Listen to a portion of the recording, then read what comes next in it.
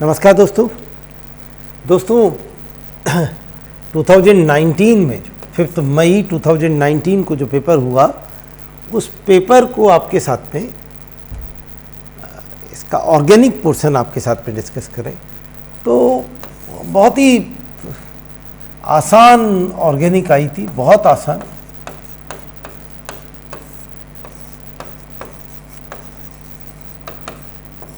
केवल 9 questions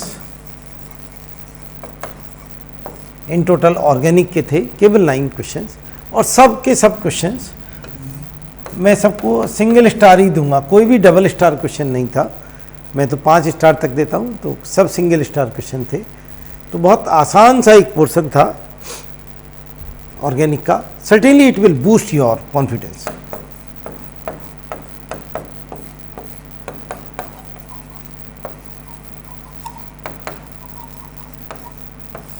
actually paper आसान है या मुश्किल है ये नहीं होता है, हमारा कॉन्फिडेंस लेवल कितना है इस पे। तो हम कॉन्फिडेंस लेवल अच्छा होता है तो हम क्वेश्चन को वहाँ से एंटर करते हैं जहाँ से वो एक्चुअली एंटर करना चाहिए, और जब कॉन्फिडेंस लेवल ख़राब होता है तो हम कहीं और से एंटर कर जाते हैं और फिर क्वेश्चन हमें मुश्किल लगता है।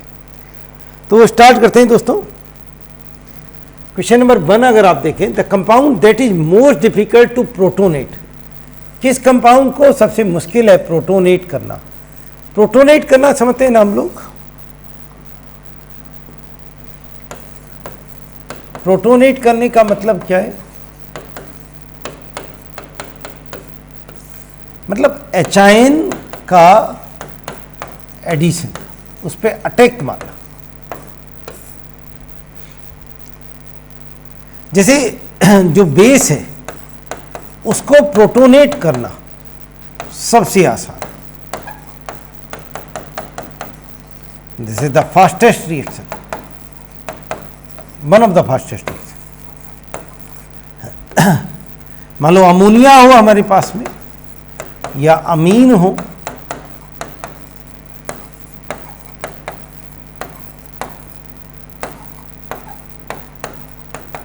इनको प्रोटोनेट करना आसान है। जितना स्ट्रॉन्गर एसिड होगा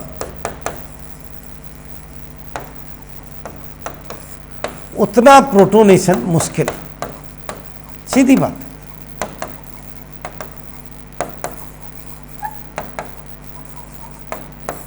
सीधी बात है, प्रोटोनेशन मतलब एचाइन लेना, और एचाइन कोई आसानी से नहीं लेता।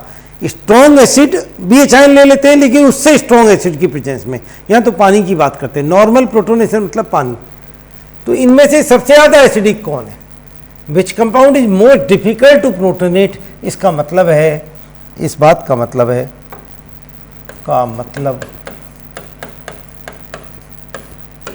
कौन सबसे ज़्यादा एसिडिक। जो ज़्यादा एसिडिक होगा उसका प्रोटोनेशन मुश्किल होगा। ये तो ईथर है बेचारा, ये तो फटाक से प्रोटोनेट हो जाता है। ये फिनॉल है, ये एसिड होता है, पीके इसका 10 है। ये आपका पानी है, पीके इसका आप जानते हैं 15.7। पीके जितना कम उतनी एसिडिक नेचर ज़्यादा। ये मीथेनॉल है, इसका भी पीके अप्रॉक्सीमेटली 15.7 भी मान लें, थोड़ा सा कम होता है इसका। तो certainly the answer should be B. इनमें जो सबसे ज़्यादा एसिडिक है उसका प्रोटोनेशन मुश्किल से। क्वेश्चन को ठीक से पढ़िए, एग्जामिनेशन के दौरान समझने की कोशिश करिए क्या पूछना का चाह रहा है, जल्दबाजी ना करके। नेक्स्ट क्वेश्चन देखें। The biodegradable polymer. नीट की एक पहचान रही है, नीट हमेशा कहीं ना कहीं बायोडिग्रेडेबल पॉलीमर्स पे काम करता है।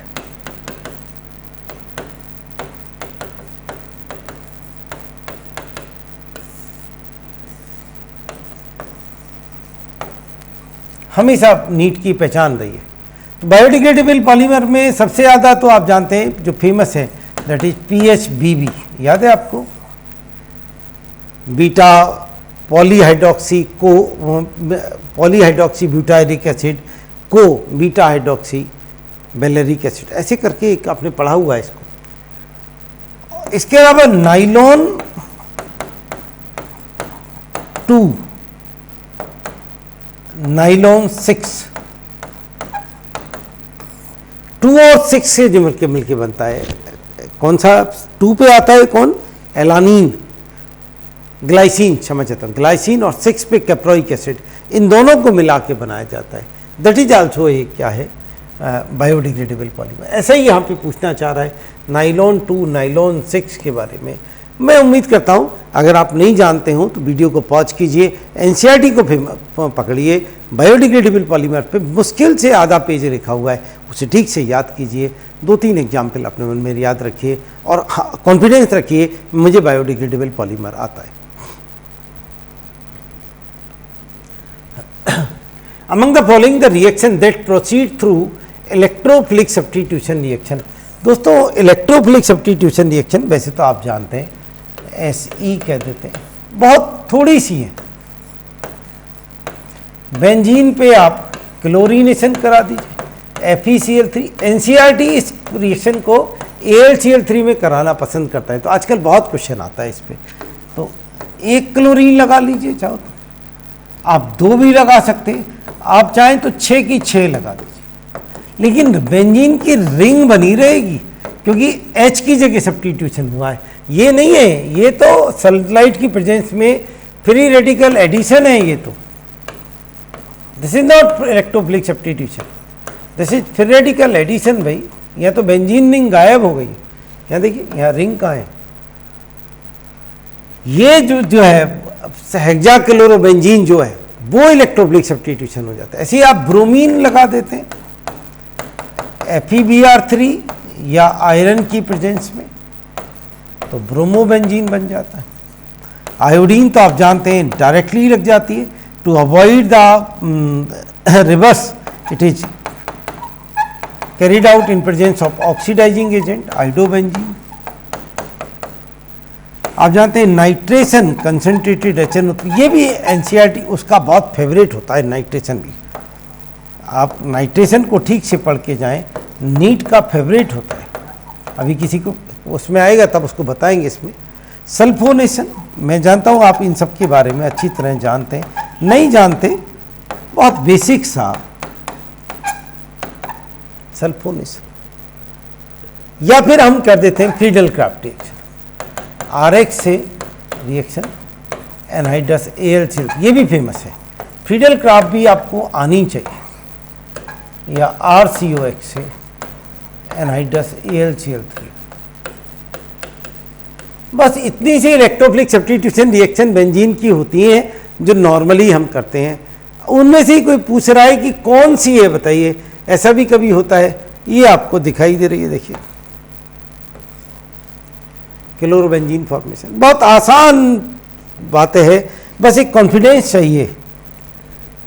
Number of sigma and pi, मैं अभी क्लास 11th की क्लास पढ़ा रहा था, उसमें केमिकल बॉन्डिंग 15 मिनट पढ़ा रहा था। तो 15 मिनट में पढ़ाते पढ़ाते पहले डायरेक्शनल नॉन डायरेक्शनल बॉन्ड पढ़ाई, कोवलेंट बॉन्ड पे आया तो सिग्मा पॉइंट पाई निकालने सिखाई। तो मैं ये कह रहा था बच्चों से कि बहुत बेसिक कंपाउंड में भी सिग्मा पाई पूछ लेते, तो बच्चों को विश्वास नहीं हो रहा था। देखिए 2019 में पेंट 2इन 4 आइन में पूछा है उसने, और मजे की बात देखिए एक ऑप्शन है कोई पाई बॉन्ड नहीं है। अब ये तो बिना लिखे भी समझ जाते हैं, इन मतलब डबल बॉन्ड में 1 पाई होता है, आइन मतलब ट्रिपल बॉन्ड में 2 होते हैं, तो कुल मिला के 3 पाई तो आएंगे ही।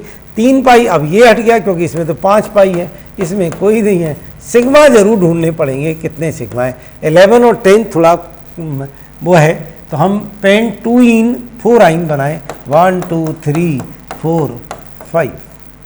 ये हमारे पास में मैंने 6 बना दिए।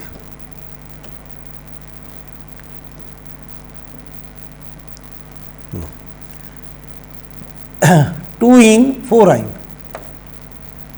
ये हमारे पास में, यहाँ पे H भर दीजिए, 4 आइन है।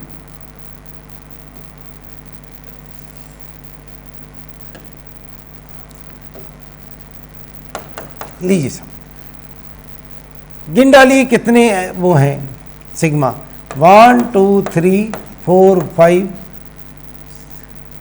1 2 3 4 5 6 7 8 9 10 10 ही आ रहे हैं ना।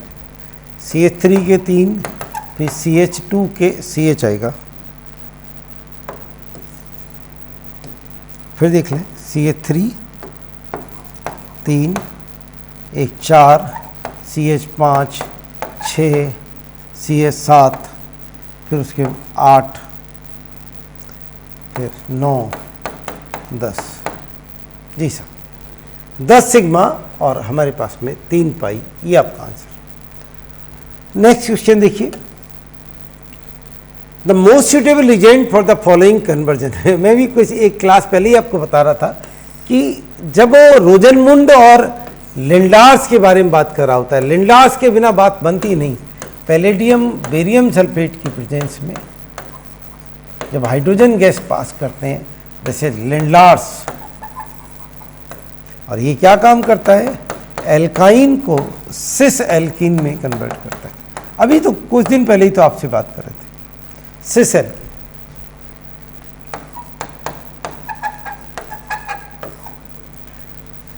तो बिल्कुल आसान। और देखिए ऑप्शन देख के आपको हंसी आएगी, नो डाउट ये तो अच्छा ऑप्शन है, ब्रिज रिडक्शन है, आप जानते हैं ट्रांस बनाता है। पहले जमाने में क्यूनोलिन लिया करते थे, आजकल बेरियम सल्फेट लेते हैं। The correct order of the basic strength of methyl substituted amine in aqueous solution, आपको याद होना चाहिए बेसिक नेचर ऑफ अमीन्स में, अमीन्स की बेसिक नेचर में अगर हम बात करें तो आपको पहला पॉइंट आपको याद होना चाहिए, जो एराइल अमीन होते हैं ये कम बेसिक होते हैं एल्काइल अमीन से। दूसरा पॉइंट, ये बोर्ड के पॉइंट्स हैं, कंपटीशन में आप थोड़ा सा बढ़े तो पहले हम पाइरोल की बात करनी चाहिए थी। दूसरा, आपको हमेशा याद रखना चाहिए कि गैसियस में पूछ रहा है या एक्वस में पूछ रहा है।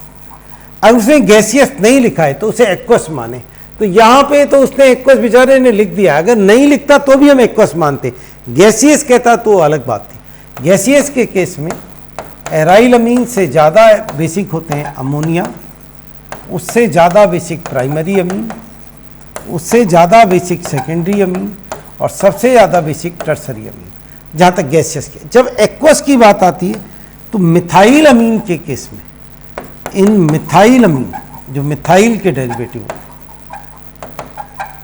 एक एक्सेप्शन है, और बच्चे याद रखते हैं, तुम पहले सर, मित्तल सर आप सबसे पहले, मतलब टर्सरी से ज़्यादा बेसिक होता है प्राइमरी और उससे ज़्यादा होता है सेकेंडरी, ये एक ट्रेंड होता है। मतलब होना तो ये चाहिए प्राइमरी से ज़्यादा सेकेंडरी, जैसे यहाँ पे प्राइमरी फिर सेकेंडरी फिर टर्सरी, टर्सरी यहाँ से उठ के यहाँ आ जाता है, बस इतना सा डिफरेंस होता है due to steric hindrance. Tertiary bulky nature की वजह से कम बेसिक होता है मिथाइल अमीन में। और अगर हम इथाइल या कोई और अमीन की बात करें तो थोड़ा फिर चेंज होता है, पहले तुम सर, मतलब सर तो सबसे ज़्यादा बेसिक रहेंगे, सेकेंडरी सबसे ज़्यादा रहेगा, प्राइमरी उससे ज़्यादा टर्सरी फिर सेकेंडरी। अगर इथाइल में कोई कहे ये तो मिथाइल है तो कौन सबसे ज़्यादा बेसिक, सेकेंडरी फिर प्राइमरी फिर टर्सरी, साफ चिल्ला के बोल रहा है आंसर आपसे। नेक्स्ट क्वेश्चन देखें, अगर आप बाई चांस आपका amines basic nature of amines में कहीं कोई गड़बड़ है तो उसे ठीक करिए। करीब 5 पॉइंट पढ़ाते हैं, ग्वानिडीन तक जाके पढ़िए, 5 पॉइंट एक जगह आपको मिल जाएंगे, नहीं मिले तो मुझे बात करिए। N alkene on reaction with ozone, देखिए दोस्तों बिना ओजोनोलाइसिस के आपको एग्जाम देने नहीं जाना चाहिए। Ozone and zinc water gives propanone and ethanol, बस खत्म हो गया, क्वेश्चन ही खत्म हो गया। प्रोपेनॉन देता है और इथेनॉल देता है, कौन एल्कीन देगा, यहां से जोड़ दीजिए आपस में इन दोनों को, जहां से ओ लगा हुआ है, बस खत्म बात। लीजिए साहब CH3CH तो यहां से आ गया, डबल बॉन्ड, ये C, ये प्रोपेनॉन जुड़ गया, ये वो एल्कीन है। आपसे पूछ रहा है the structure of product B कहाँ से बनाए, एडिशन ऑफ HCl और एल्कीन A, इस पे HCN का एडिशन कराया। अब आप जानते हैं कि मार्कोनिकॉफ एडिशन होगा, और मार्कोनिकॉफ एडिशन के हिसाब से H यहाँ जाएगा, Cl यहाँ जाएगा, तो CH3 CH2 CH3 Cl CH3 ये कंपाउंड बनेगा। देख लीजिए कहाँ पर है, मुझे तो ए में ही दिखाई दे रहा है। एक और क्वेश्चन आपके साथ, the structure of intermediate A in the following reaction. आप पहचानते हैं कौन सी रिएक्शन है?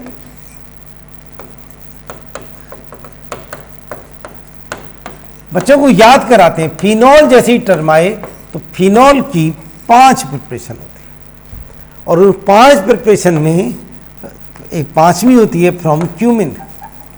अब तो ये क्वेश्चन हो गया होगा, पहचानना पड़ता है कहाँ से आया। देखिए क्यूमिन है, ये एयर ऑक्सीडेशन करते हैं, उसके बाद में ये फिनॉल बना होगा, फिनॉल प्लस एसीटोन, यहाँ पे एच आना चाहिए उसमें। और पूछ रहा है बीच में क्या बनेगा, इंटरमीडिएट ए पूछ रहा है। आप जानते हैं क्यूमिन हाइड्रोपरऑक्साइड बनता है, क्यूमिन हाइड्रोपरऑक्साइड यहाँ पर दिखाई दे रहा है आपको, ऐसे बनाते हैं CH3। थोड़ा केयरफुल्ली काम करिए, ऐसा ना हो जल्दी से आप ये लगा दें। अच्छा लग रहा था, वो देखने में सुंदर लग रहा था, पर आपको खुद मालूम है ना क्या बनता है, तो क्यूमिन हाइड्रोपरऑक्साइड बनता है। कहाँ है क्यूमिन हाइड्रोपरऑक्साइड? ये है साहब क्यूमिन हाइड्रोपरऑक्साइड, डी ऑप्शन है ये, गलती से हम बी लिख गए जी। एक और क्वेश्चन देखिए, and this is the last question, the major product of the reaction. याद है कौन सी रिएक्शन है? Yes, this is Gabriel phthalimide reaction.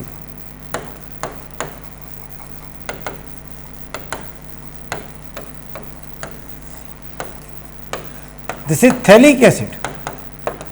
Phthalic acid को अभी एक पेपर में आई थी, आपने देखा था, अमोनिया के साथ हीट कर देते हैं तो